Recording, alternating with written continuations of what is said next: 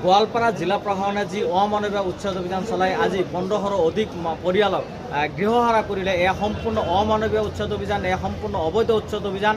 দুদিনমান আগতে notice serve কৰি যি প্ৰকৃত ভাৰতীয় নাগৰিক বছৰ বছৰ ধৰি তাতে বসবাস কৰি আছে, তাতে মহিলা আছে, বৃদ্ধ আছে, ছাত্ৰ ছাত্ৰীসকল আছে। আজি পৰীক্ষাৰ বতৰ, এই ধৰণৰ কথা চৰকাৰে চিন্তা নকৰি আজি চৰকাৰৰ একমাত্ৰ ৰাজনৈতিক স্বাৰ্থত সংখ্যালঘু জনগণক নিষেধ কৰাৰ কাৰণে সংখ্যালঘু মুছলমানসকলক টাৰ্গেট কৰি চৰকাৰে আজি উচ্ছেদ অভিযান চলালে সম্পূৰ্ণ গৰিহণাৰযোগ্য, নিন্দাৰযোগ্য।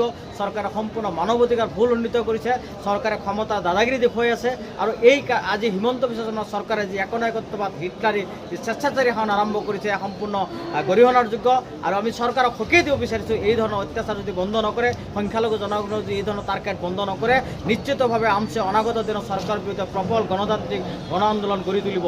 আজি আপোনালোকে চাওক যে প্ৰকৃত ভাৰতীয় নাগৰিক, তেওঁলোকে যুগ যুগ ধৰি বসবাস কৰি আছে, তেওঁলোকৰ সমস্ত তথ্য পাতি আছে।